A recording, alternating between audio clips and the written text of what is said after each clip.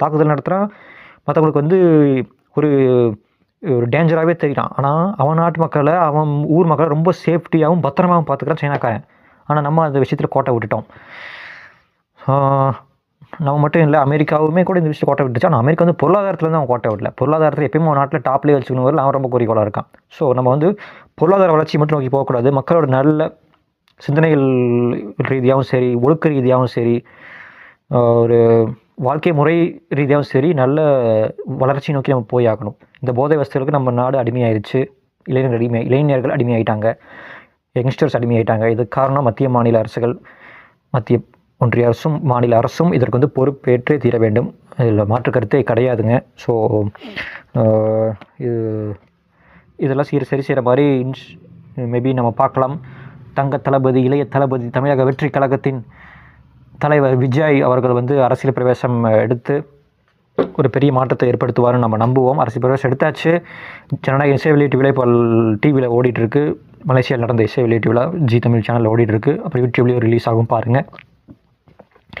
So Vijay அவர்கள் இதற்கு ஒரு நல்ல ஒரு மாற்றாக முன்னுக்கு வந்து நிறைய விஷயங்களை மாற்றுவார்னு நம்ம நம்புவோம். எவ்வளவோ வாக்குறுதிகளில் வந்து கடந்த கால அரசுகள் நிறைவேற்றாமல் எல்லாத்தையும் வந்து கைவிட்டாங்க. ஸோ அது மாற்ற விஜய் அவர்களால் ஒரு நல்ல மாற்றத்தை ஏற்படுத்த முடியும்னு நம்ம நம்புவோம். விஜய்க்கு சப்போர்ட் பண்ணுவோம்.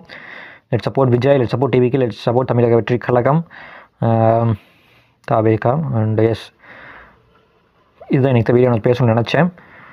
வெனிசுலா ஹாட் டாபிக் பேசிட்டேன், பங்களாதேஷில் இருக்கக்கூடிய ஹாட் டாப்பிக்கையும் பேசிட்டேன், இந்தியாவில் இருக்கக்கூடிய ஹாட் டாப்பிக்கையும் நான் பேசிட்டேன். யாருமே வந்து இளைஞர்கள் நீங்கள் பொது உடைமை கருத்தை பற்றி தெரிஞ்சுக்கங்க. மதச்சார்பற்ற, மொழி சார்பற்ற, இனம் சார்பற்ற, ஜாதி சார்பற்ற, சமூக நீதி, மத நல்லிணக்க சிந்தனைகளை, பொது உடைமை சிந்தனைகளை தெரிஞ்சுக்குங்க. அதுக்கு நீங்கள் யாரெல்லாம் படிக்கணும்னு நான் சொல்கிறேன்.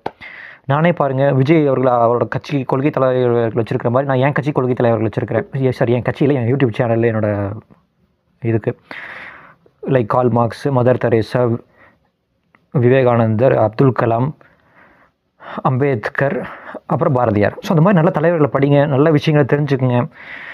பொது உடைமை சிந்தனைகள் முக்கியம். மதம் சார்ந்த சிந்தனைகளோட, ஜாதி சார்ந்த சிந்தனைகளோட பொது உடைமை சிந்தனைகள், நல்ல விஷயங்கள், நல்ல கருத்துக்கள் நீங்கள் தெரிஞ்சுக்கணும். மதச்சார்பற்ற, ஜாதி சார்பற்ற சமூகமாக நம்ம வளர்ந்தோம்னா தான் நம்ம ஒத்துமையாக, சந்தோஷமாக, நிம்மதியாக இந்த சமூகதாயத்தில் வாழ முடியும், நிம்மதியாக இருக்க முடியும். ஸோ அதனால் நல்லதை படிங்க, நல்ல தலைவர்களை படிங்க. எத்தனையோ பேர் இருக்கிறாங்க, நீங்கள் நல்ல தலைவர்களை தேர்ந்தெடுத்து படிக்கலாம். அவங்களோட வரலாற்றை படிங்க, அவங்களோட சிந்தனைகளை படிங்க, உங்கள் சிந்தனைகளை வளர்த்துக்குங்க. நல்லவங்களா இருங்க, இன்னும் நல்லவங்களா இருப்போம். நல்லதே நடக்கும். வெற்றி நிச்சயம்.